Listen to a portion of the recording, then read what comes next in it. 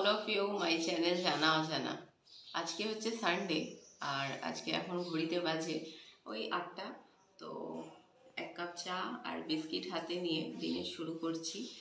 আর এরপরে যাব বাজারে, মাছ বাজার, সবজি বাজার, জানি না কি মাছ বা কি সবজি এসছে। তো চলুন দেখতে থাকুন ভিডিও, সঙ্গে থাকুন। তো বেরিয়ে পড়েছি মাছ বাজার সবজি বাজারের উদ্দেশ্যে। আজকে খুব ভালো সানি ওয়েদার, যদিও এখানে সানি ওয়েদারই থাকে, কিন্তু বিগত কিছুদিন ধরে এখানে খুব বৃষ্টিপাত হচ্ছিল, যার জন্য যেরকম বলছিলাম আগের সপ্তাহে সেরকম মাছ পাওয়া যায়নি, আমি চাইনি যদিও। তো এই সপ্তাহে যাচ্ছি, দেখা যাক কি পাবো জানি না। তো চলুন দেখতে থাকুন। সকাল সকাল যেহেতু বেরিয়েছি, রাস্তাঘাট একদম পরিষ্কার আর হচ্ছে মানে জ্যাম নেই, আর রাস্তার মধ্যে গরু টরুও শুয়ে নেই। একটু বেলার সঙ্গে সঙ্গে কিন্তু এই রাস্তাগুলো পুরো এঙ্গেজ হয়ে যায়, এক তো গাড়ি, তার ওপর গরুতে।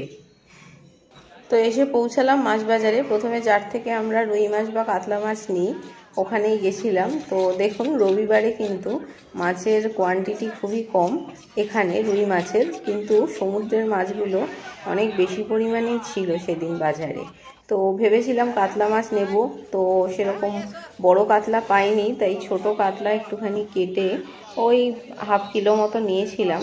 সাথে কিন্তু প্রচুর এই ধরনের মাছ, খাসির মাংস, আর বললাম না রবিবারের বাজার কিন্তু এখানে পুরো প্যাকড আপ থাকে, একদম প্রচুর লোক আসে। এই একটা দিনই বাজার একটু ভালো বসে এখানে। কিন্তু আগেও বলেছি খাসির মাংসের দাম কিন্তু 600 টাকা কেজি।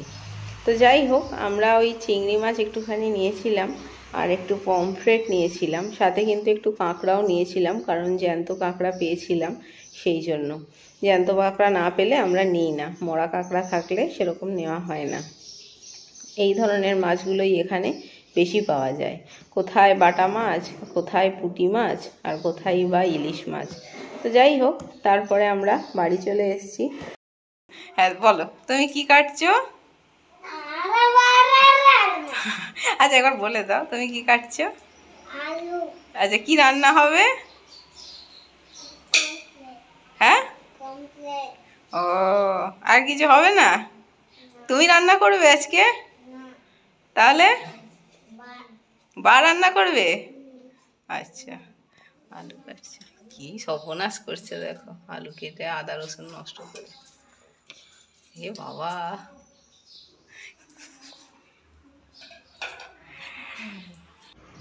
বিগত কিছুদিন ধরে বৃষ্টিপাতের জন্য ঘরে প্রচুর জামা কাপড়, পর্দা টর্দা জমেছিল। ভাবছিলাম কবে একটু ভালো রোদ উঠবে আর কবে এগুলোকে ধোবো। তো যাই হোক, এগুলোকে সব ধুয়ে দিলাম। ততক্ষণ ওরা বসে বসে ওই আলু পেঁয়াজগুলো একটু কেটে দিচ্ছিল, আমি এগুলো তাড়াতাড়ি করে ধুয়ে দিলাম। যত তাড়াতাড়ি ধুয়ে দেবো তত তাড়াতাড়ি এগুলো শুকিয়ে যাবে। যাই হোক, হয়ে গেছিলো মোটামুটি কাচাকুচি। এরপরে পালা ছিল রান্নার।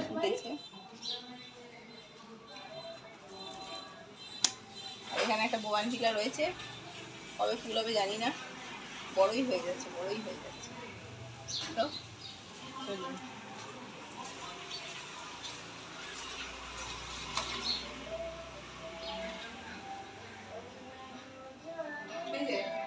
আমার এই কম্বলের ভিডিও কাজ করে হাঁপিয়ে গেছি, একটু বসে রেস্ট নিয়ে নিই, আর একটু টুকুরানিকে একটু আদর করি, চটকা চটকি করে নিই, তারপরে আবার কিচেনে যেতে হবে।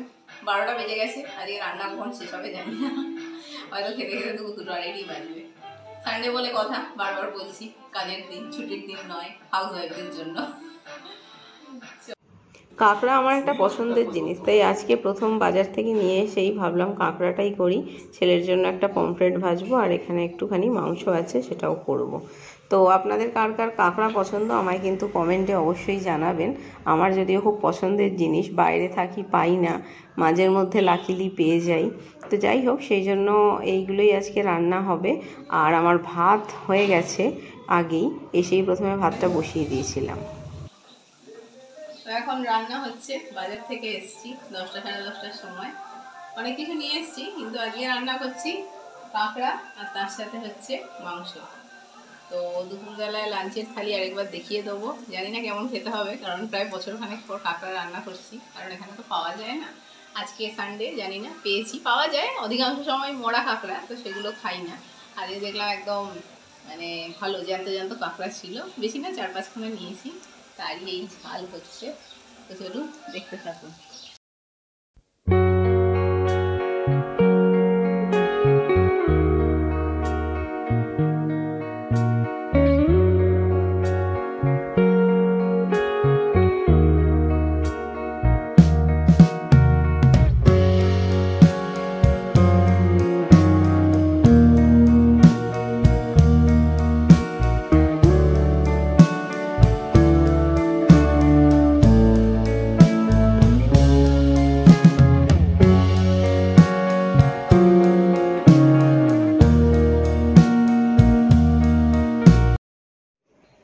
শনিবার গণেশ চতুর্থী ছিল, সেই উদ্দেশ্যে আমিও আমার মাটির মূর্তিকে একটুখানি পুজো করে নিয়েছিলাম এই মোদক দিয়ে। আর এটা রবিবারেও আমরা যেহেতু বিকেলবেলা একটু বাইরের দিকে বেরোবো ভাবছিলাম, তাই বেরোনোর আগে সন্ধেবেলা একটু ধূপকাঠি আর মোমবাতি জ্বালিয়ে দিয়েছিলাম, সাথে এই লাইটিংটাও দেখতে বেশ ভালো লাগছে, তাই না? তো যাই হোক, এখানে কিন্তু প্রত্যেকটা গলি গলিতে মানে প্রত্যেকটা কলোনিতে কিন্তু এরকম গণেশ পুজো হয়। আর প্রচুর জোরে জোরে মাইক বাজছিল, আর লোকজনেরও ভিড় ছিল রাস্তায়, কারণ কেউ এদিক ওদিক সেদিক ঘুরে ঘুরে ঠাকুর দেখছে। তো যাই হোক, কলকাতার মতো অত মানে সরঞ্জাম না হলেও খুব ছোটোখাটো করেই হয় এখানে, কিন্তু হয় পুজো। তো আমরাও তাই ভুজের উদ্দেশ্যেই বেরিয়েছিলাম। তা রাস্তায় দেখলাম চকলেট রুম, এটা হচ্ছিল প্রপার ভুজে ছিল এদের আউটলেটটা। এখন এটা আমাদের কাছাকাছি মানে স্মৃতিবান মিউজিয়ামের সামনে চলে এসছে। তাই আমরা ভাবলাম চলো, নতুন ওপেন হয়েছে আজকেই গণেশ পুজোতে, তো আমরা যাই একটুখানি ঘুরে আসি বলে ঢুকেছিলাম। তো এখানে এরকম সব চকলেটের সমস্ত জিনিসগুলো রয়েছে, খুব ভালো, এদের কোয়ালিটিও খুব ভালো, আমি আগেও খেয়েছি বহুবার। যাই হোক, বেসিক্যালি এখানে কফি খেতেই আসি। তো ছেলে বলল পিৎজা বা বার্গার যদি কিছু থাকে একটা অর্ডার করো, আমি খাবো। তো সেই জন্যই ছেলের খুব একটা ইন্টারেস্ট ছিল না, ভেবেছিল অন্য কোথাও গিয়ে পিৎজা টিজা খাবে। তো যাই হোক, এখানে যখন বলল যে পিৎজা না, চলো বার্গার খাই, ও বলল ঠিক আছে, অসুবিধে নেই, বার্গার খাবো। তো সেই জন্য ওই একটা বার্গার অর্ডার করেছিলাম। আর দুঃখের বিষয়, কফির জন্য গেছিলাম, কিন্তু যেহেতু একদম সবে সবে দোকানটা এখানে বসেছে, সেই জন্য এদের এখনও কফি মেশিন বা সমস্ত কিছু সেট হয়নি। তাই এই একটা বার্গার ছেলেকে খাইয়ে নিয়েই আমাদের সন্তুষ্ট থাকতে হলো।